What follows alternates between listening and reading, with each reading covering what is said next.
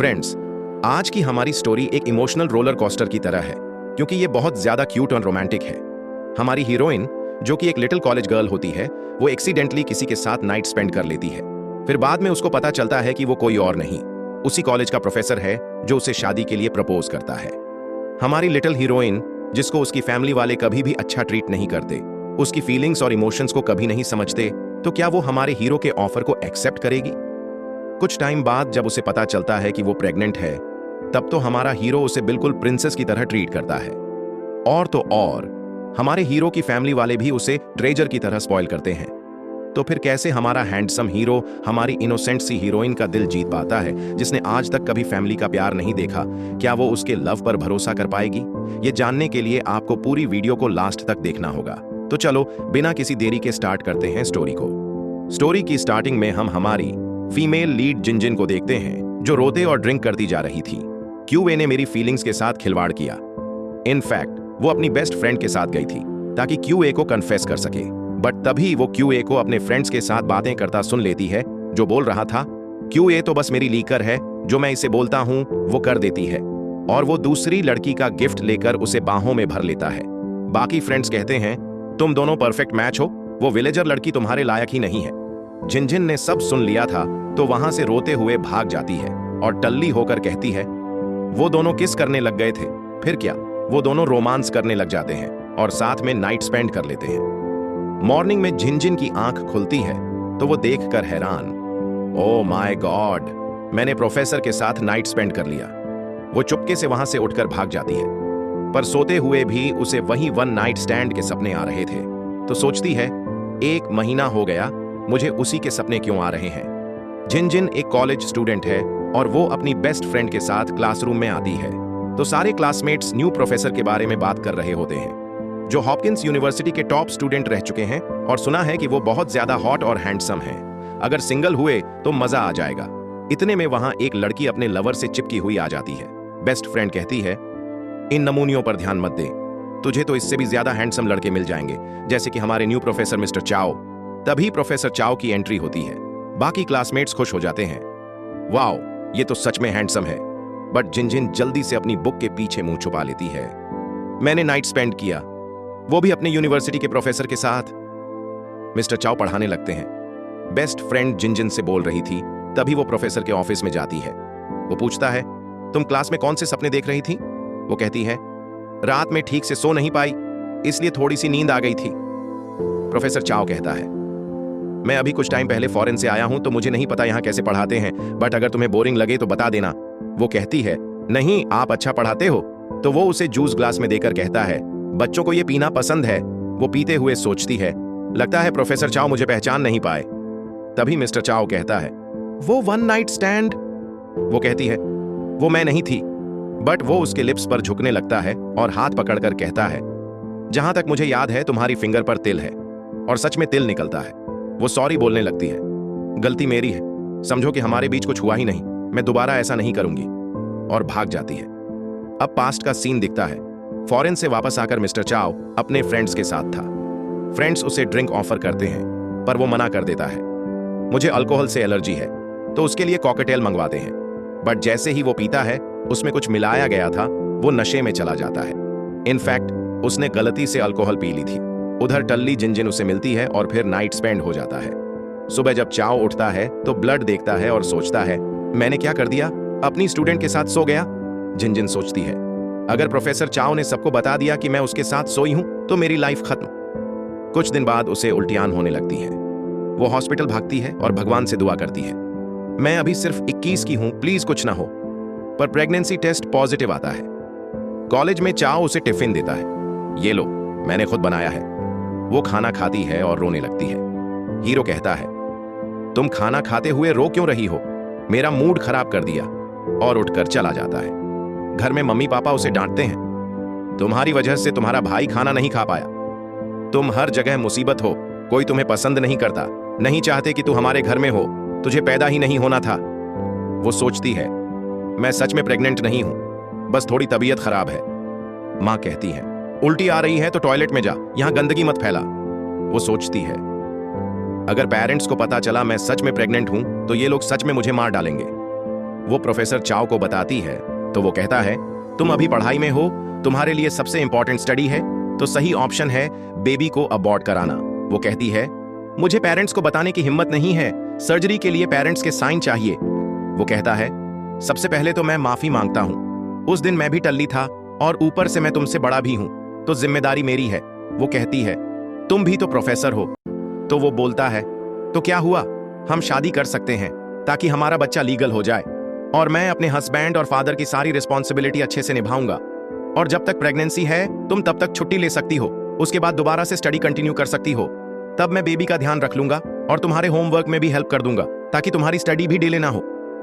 Of course मैं तुमसे बड़ा हूं तो मुझे ज्यादा एक्सपीरियंस है, मुझे तो पेंशन भी तुमसे पहले मिलेगी। वो कहती है, प्रोफेसर शाओ मजाक मत करो। तो वो कहता है, मैं मजाक नहीं कर रहा हूं, और फिर अपना इंट्रोडक्शन देने लग जाता है। मैं 29 ईयर्स का हूं, मेरे पेरेंट्स फॉरेन में हैं और मैं तुम्हें और बेबी दोनों को टाइम अच्छे से दे पाऊंगा। वो कहती है, मुझे थोड़ा टाइम दो सोचने का। फिर जैसे ही घर आती है तो उसके पेरेंट्स ने उसका सामान रूम से बाहर निकाल दिया था, ये बोलकर कि तुम्हारा भाई बड़ा हो गया है, उसको स्टडी करने के लिए सेपरेट रूम चाहिए, तो तुम बाहर सोफे पे सो जाया करो। वो कहती है, इसके पास तो पहले से एक रूम है।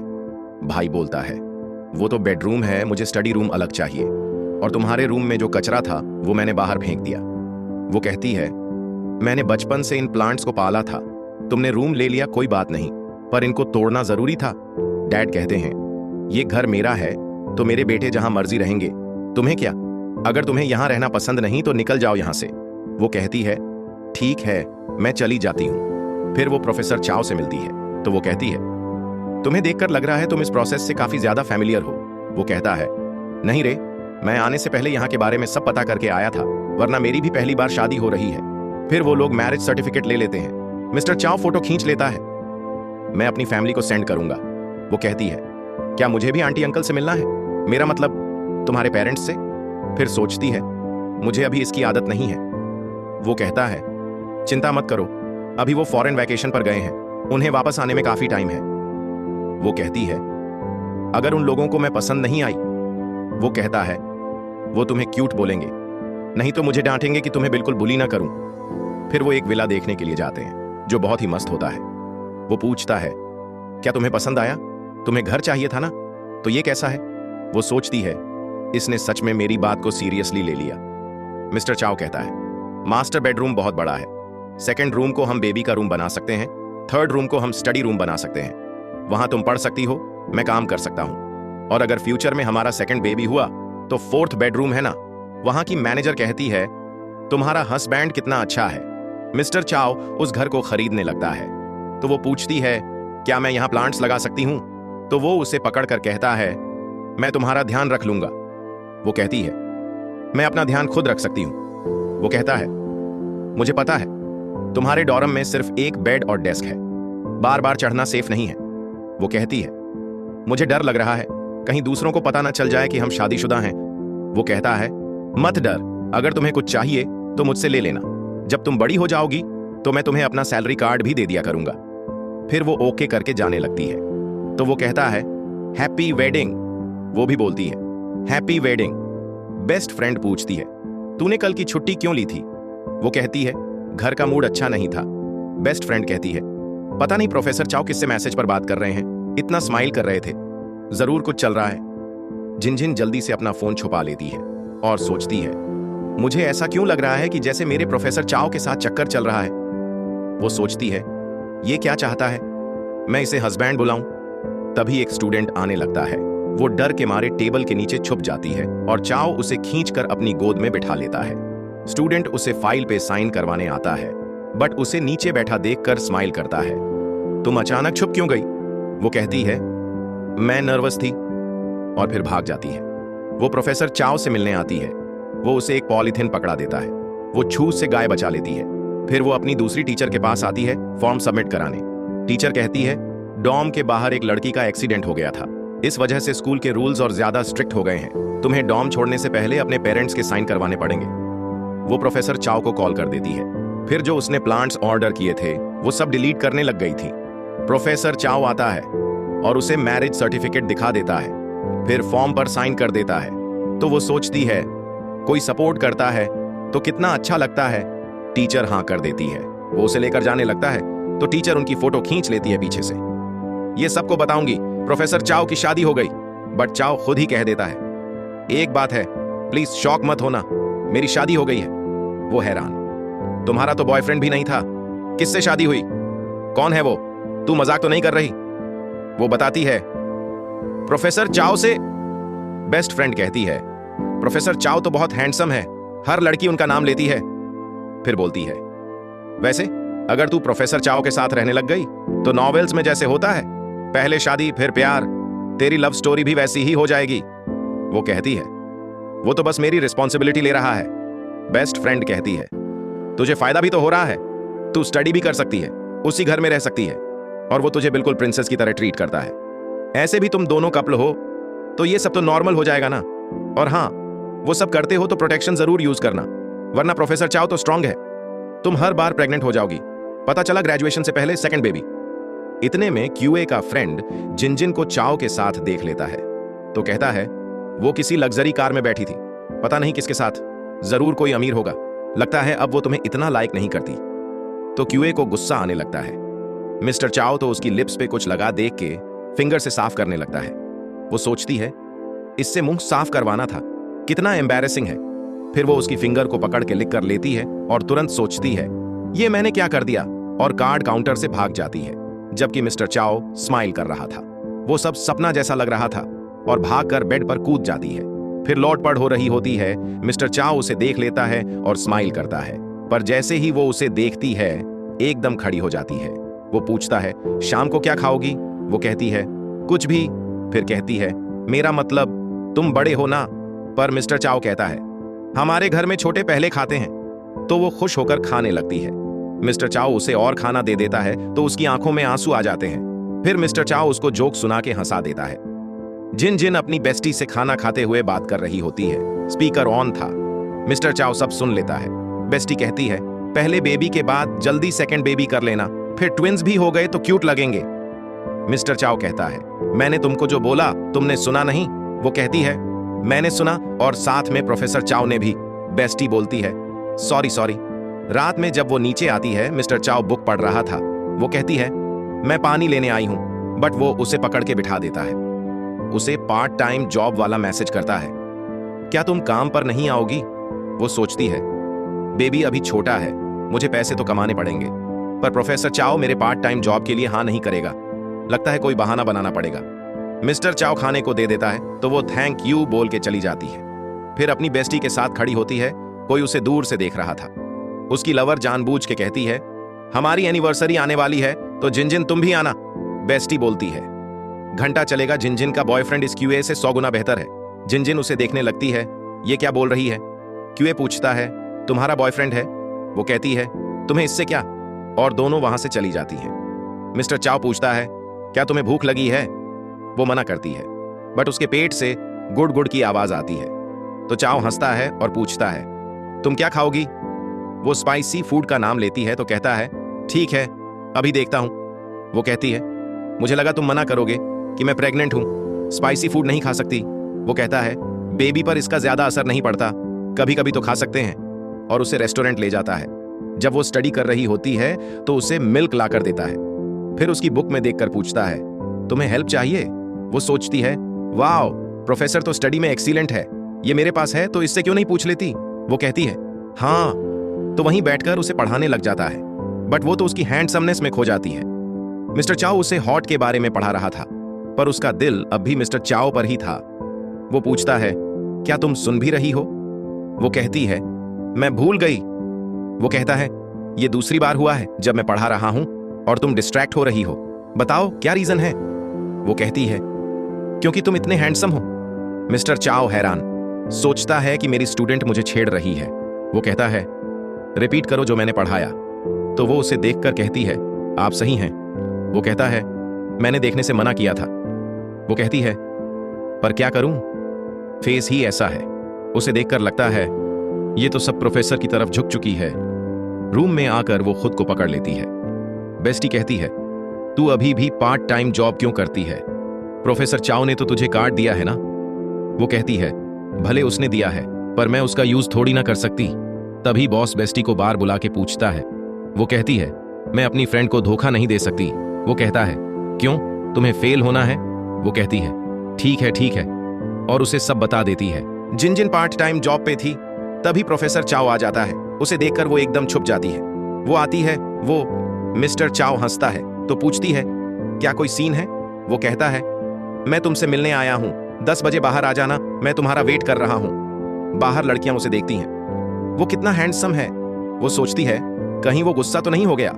पार्ट टाइम जॉब खत्म होते ही वो बाहर आती है तो मिस्टर चाओ बाहर खड़ा होता है और कहता है, मैंने अपना क्रेडिट कार्ड ऑलरेडी दिया है ना, स्टूडेंट होने के नाते तुम्हारे जो भी खर्चे हैं वो उससे पूरे हो जाएंगे। वो कहती है, पर वो भारी पैसे हैं, गुस्सा मत हो, मैंने जानबूझकर नहीं छुपाया। वो कहता है, मैं गुस्सा नहीं हूं, मुझे ऐसा फील हो रहा है जैसे मैं हस्बैंड बनने में फेल हुआ। वो कहती है, नहीं, तुमसे बेहतर तो कोई हो ही नहीं सकता। वो सोचती है, जब से मैं इसकी लाइफ में आई हूं, आज तक इसने मुझे कभी भी घर का काम नहीं करवाया, मेरे लिए खाना बनाया, मेरे साथ हमेशा अच्छा बिहेव किया, जो आज तक किसी ने नहीं किया। ऐसा लग रहा है जैसे ये मुझे पाल रहा है। वो कहती है, मैं ऐसे घर में बड़ी हुई हूं जहां। वो उसे टोकता है, तुम एक इंसान हो, इतना ओवर टाइम करोगी तो खुद को ही थका दोगी। जब तक तुम अच्छे से बड़ी नहीं हो जाती, तब तक मुझे अपने सपोर्ट की तरह यूज करो। अब भी अपनी जॉब छोड़ दो, वरना अगर किसी को बच्चे वाला यूनिवर्सिटी प्रेगनेंसी वाला केस पता चला। जिन मिस्टर चाओ को बताने वाली थी, तभी वहां क्यूए आ जाता है। वो स्टडी के बारे में पूछता है तो कहती है, जो पूछना है अपनी गर्लफ्रेंड से जाकर पूछो। वो कहता है, भले ही येन मेरी गर्लफ्रेंड है, पर हम अब भी फ्रेंड्स हैं ना।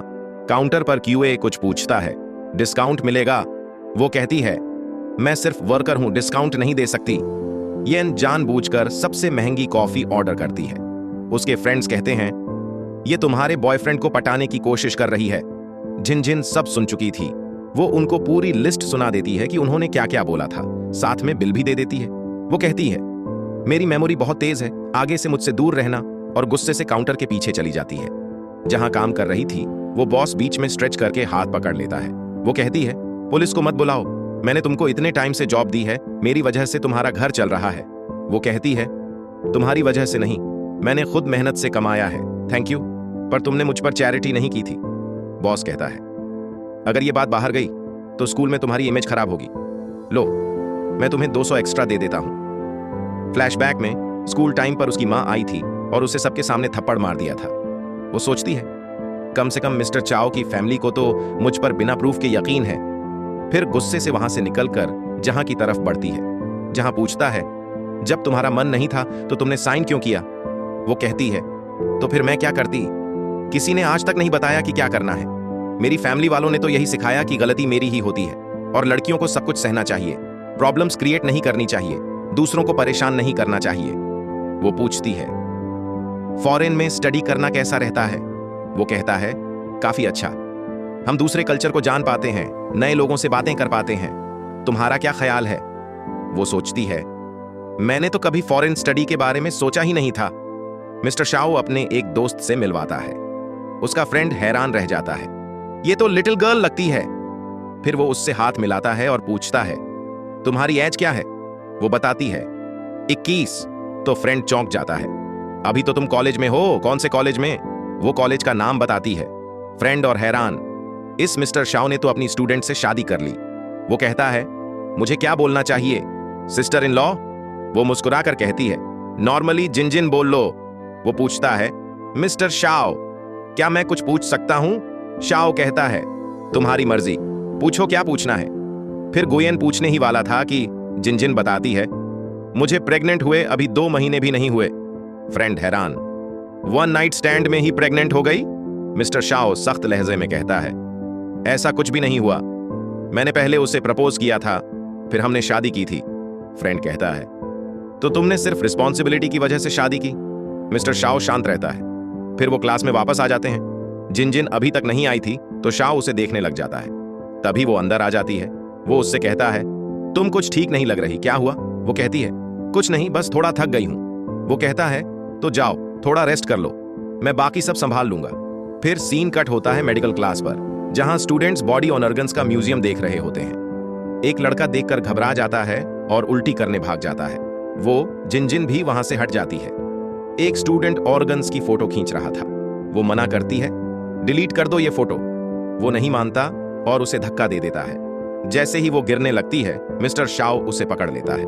वो स्टूडेंट डर कर कहता है, मैंने फोटो डिलीट कर दी। मिस्टर शाओ सबको डांटते हुए कहता है, तुम सब आगे चलकर डॉक्टर बनोगे, तुम्हें इंसान की रिस्पेक्ट करनी आनी चाहिए, वरना कैसे किसी पेशेंट की जिंदगी संभालोगे। नेक्स्ट सीन, बेस्टी कहती है, आज मिस्टर शाओ ने जो डायलॉग मारे वो बहुत कूल और हैंडसम लग रहा था। वो झिनझिन से पूछती है, तुम भी प्रोफेसर शाओ को ऐसे ही देखती हो ना, कहीं तुम उसे लाइक तो नहीं करने लगी हो। झिनझिन सोच में पड़ जाती है पर मना कर देती है। फिर कुएं उसे डिनर के लिए पूछता है पर वो मना कर देती है और भाग जाती है। मिस्टर शाओ सब देख रहा होता है। वो इधर उधर देखती है, कोई नहीं होता तो उसकी कार में जाकर बैठ जाती है। मिस्टर शाओ पूछता है, जिससे अभी बात कर रही थी वो तुम्हारा क्लासमेट है ना? वो कहती है, सेम मेजर है पर क्लास डिफरेंट है। वो मुझे डिनर के लिए पूछ रहा था। वो पूछता है, वो तुम्हें लाइक करता है क्या? वो झट से कहती है, नहीं नहीं, पहले मैं उसे लाइक करती थी शायद।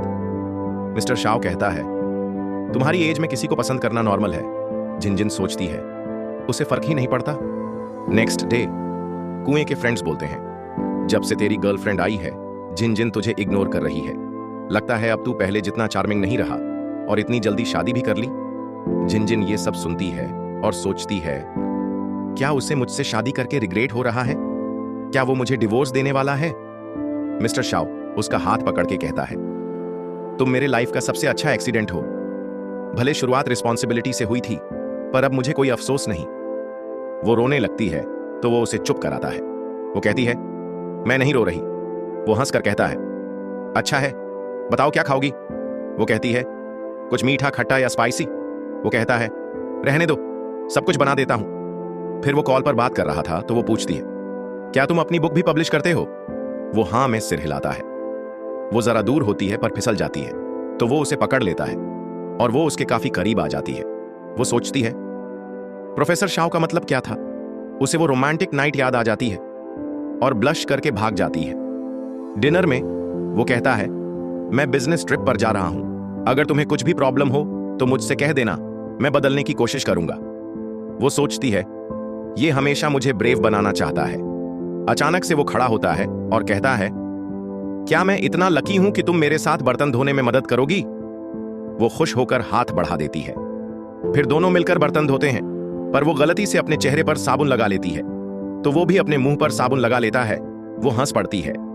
नेक्स्ट सीन, हॉस्टल में उसकी बेस्टी कहती है, प्रोफेसर शाओ को बिजनेस ट्रिप पर गए सिर्फ एक दिन हुआ है और तू इतनी सैड हो गई है। सोच, अगर वो कभी आधे महीने के लिए चला गया तो तू क्या करेगी? कट। हॉस्पिटल में मॉम गुस्से में कहती है, मुझे बेवकूफ मत बनाओ, मेरी बेटी भी डॉक्टर की पढ़ाई कर रही है। झिनझिन आकर कहती है, मॉम, नर्स सही कह रही है, पहले सही तरीके से सफाई नहीं करेंगे तो इन्फेक्शन हो सकता है। डॉक्टर की बात माननी चाहिए। भाई चिल्ला रहा होता है, अरे भाई को चोट लगी है तो तुझे हॉस्पिटल में रुककर उसका ध्यान रखना होगा। झिनझिन बेस्टी को कॉल करके कहती है, जब मैं बीमार होती थी तब मेरे पेरेंट्स को कोई फर्क नहीं पड़ता था और अब जब भाई को थोड़ी सी चोट लगी है तो सब मेरे ऊपर आ गिरते हैं। शाम को पापा पूछते हैं, इतनी देर कैसे हो गई? झिनझिन कहती है, स्कूल में जरूरी काम आ गया था। पापा कहते हैं, ठीक है, लेकिन टाइम पर खा लेना। अंदर जाते ही भाई खाना फेंक कर कहता है, मुझे ये सड़ा हुआ खाना नहीं खाना।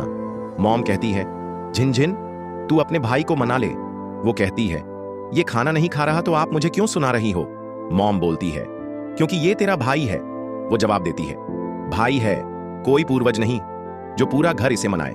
और वैसे भी ये हॉस्पिटल है, ज्यादा शोर मत मचाओ, बाकी पेशेंट्स को तकलीफ हो रही है। वहां बैठे मरीज भी कह रहे होते हैं, जब से ये लोग आए हैं हॉस्पिटल को ड्रामा हॉल बना दिया है।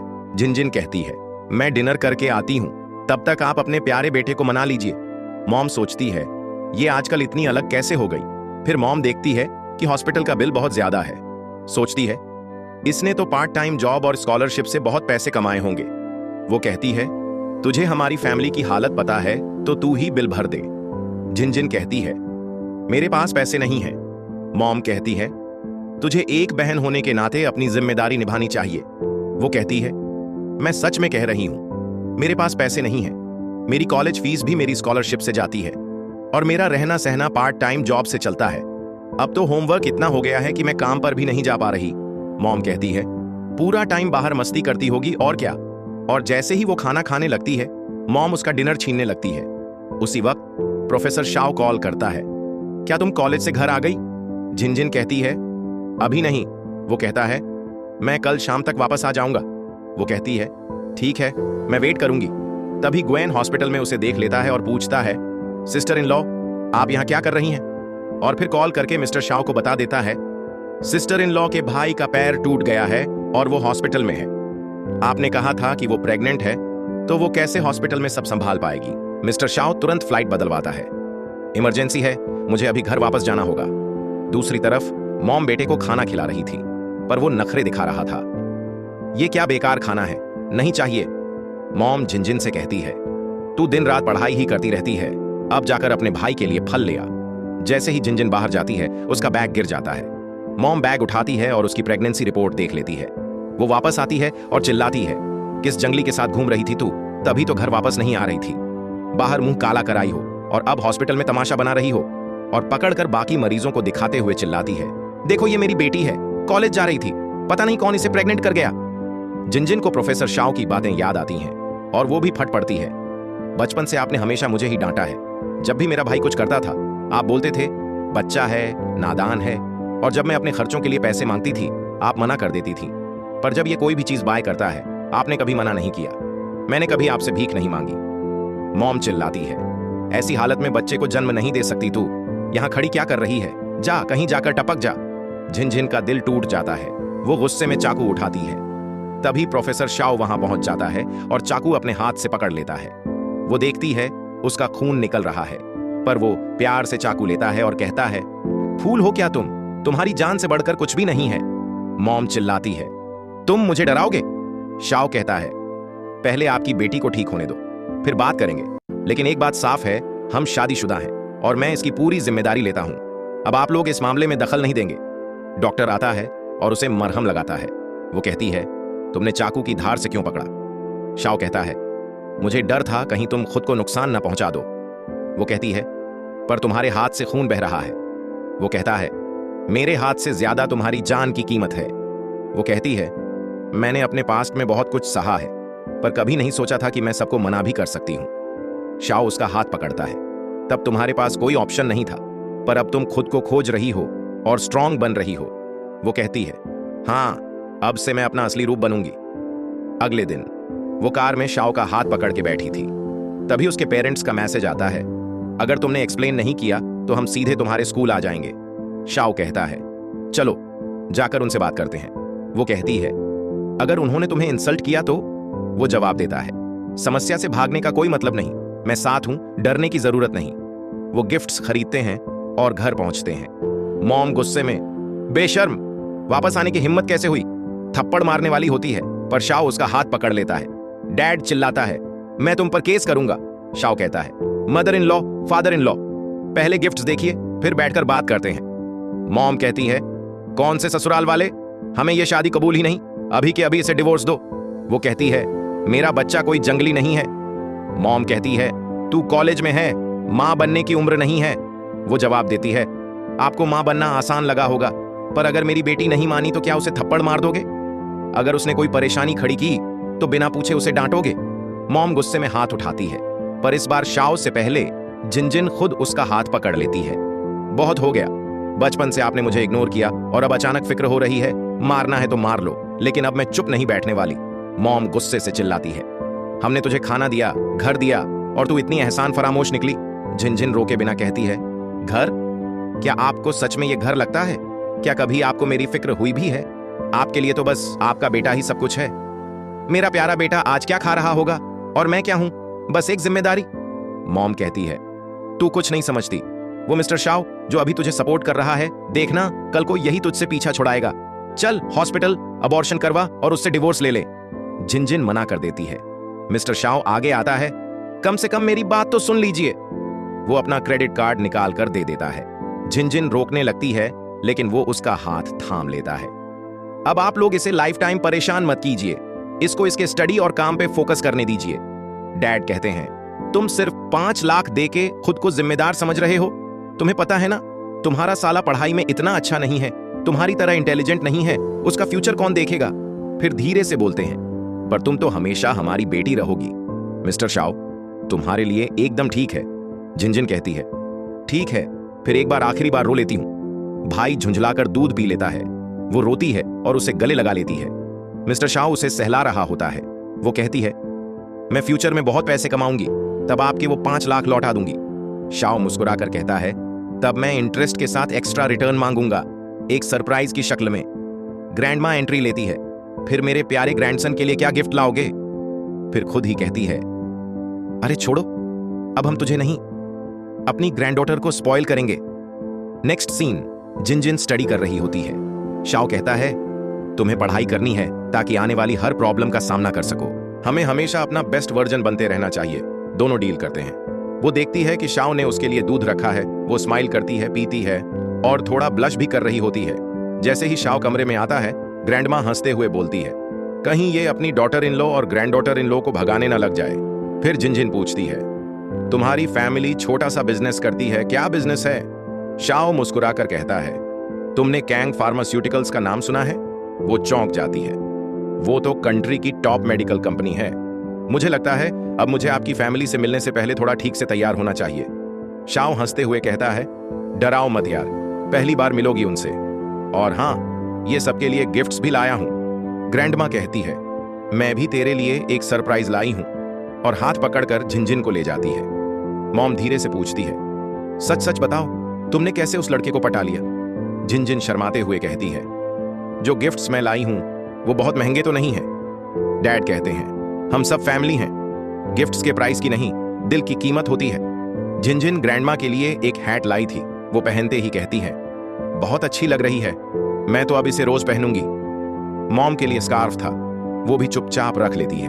डैड कहते हैं, कल वीकेंड है, तुम दोनों यहीं रुक जाओ। झिनझिन सोचती है, अगर मैं और मिस्टर शाओ यहीं रहेंगे तो हमें एक ही रूम में रुकना पड़ेगा। मुझे तो कोई प्रॉब्लम नहीं, पर शायद शाओ मना कर दे। ग्रैंडमा बोलती है, भले ही मुझे ग्रेट ग्रैंड चिल्ड्रन चाहिए, पर अभी वो बहुत छोटी है, समझी?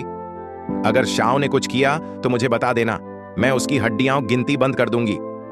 झिनझिन सोचती है, प्रोफेसर शाओ ने सच में हर वादा निभाया। फैमिली में बैठकर सब बातें कर रहे होते हैं। ग्रैंडमा कहती है, इतने बड़े हो गए और अब भी बात छुपा रहे हो? शाओ कहता है, मैं छुपा नहीं रहा था, मैं सोच रहा था जब आपसे मिलूं तब खुद बताऊं। ग्रैंडमा मुस्कुराकर कहती है, बोलने का क्या फायदा, तुम तो खुद एक बच्चा हो। झिनझिन, अपनी बॉडी का ध्यान रखना, स्ट्रेस मत लेना। झिनझिन सोचती है, अब ये सच में फैमिली जैसा लग रहा है। वो चुपचाप बेड पर लेटी होती है।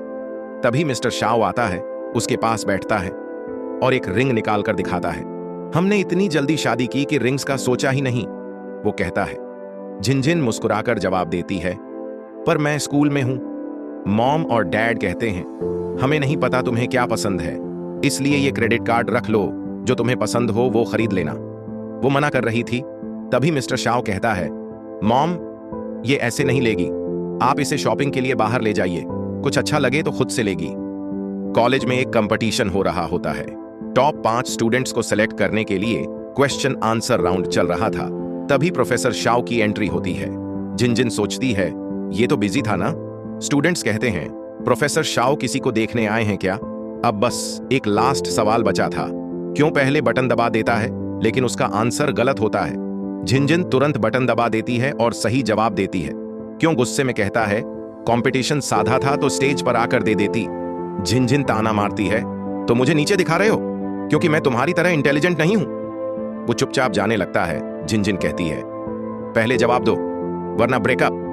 वो हाथ झटक कर चला जाता है। क्यों उसे जबरदस्ती गले लगाने की कोशिश करता है, पर झिनझिन उसे पीछे धकेल देती है। मिस्टर शाओ दूर से देख रहा होता है। क्यों कहता है, मेरा और यान का पहले ही ब्रेकअप हो चुका है। झिनझिन कहती है, तो फिर उससे मुझे क्या? क्यों बोलता है, अब हम कभी मर्सी से नहीं मिलेंगे। मिस्टर शाओ आगे आता है। वो कहती है, तुम तो बिजी थे ना। वो कहता है, अब नहीं हूं, चलो मैं तुम्हारी किताबें ले चलता हूं। फिर उससे पूछता है, क्या तुम मेरे साथ चलने से डर रही थी? वो कहती है, थोड़ा, क्योंकि तुम प्रोफेसर हो। उस रात झिनझिन का ऐसी खराब हो गया था तो शाओ कहता है, अगर तुम्हें प्रॉब्लम नहीं हो तो क्या मैं यहीं सो जाऊं? वो हैरान, ये प्रोफेसर मेरे साथ सोना चाहता है। वो कहता है, अगर चाहो तो मैं चला जाता हूं। वो रुकने को कहती है, नहीं, कोई प्रॉब्लम नहीं। वो कमरे में आता है और कहता है, अगर तुम गिर जाओ तो मैं कैच कर लूंगा। दोनों एक दूसरे के करीब लेटते हैं। अगले दिन वो अपना तकिया उठाकर चला जाता है।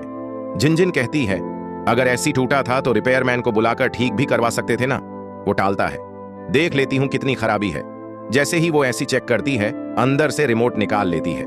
सोचती है, इसने सब जानबूझ के किया था, मतलब ये भी मेरे करीब होना चाहता था। वो शाओ के लिए मिल्क वार्म करके देती है। वो कहता है, ये मत पियो, अगर तुम्हें बॉटल पसंद है तो मैं इसे वॉश करके दे दूंगा। वो पूछती है, तुम ठीक तो हो ना? तुम्हारा चेहरा थोड़ा अजीब लग रहा है। वो कहता है, नहीं नहीं, बस थोड़ा सेंसिटिव हूं। उस रात भी मैंने थोड़ी सी ड्रिंक कर ली थी गलती से। वो फिर सोफे पर लेटकर रेस्ट करता है। जिनजिन सोचती है, इसने जानबूझ के ऐसी खराब बोला, मतलब सच में ये भी मेरे लिए कुछ फील करता है। वो सो रहा होता है।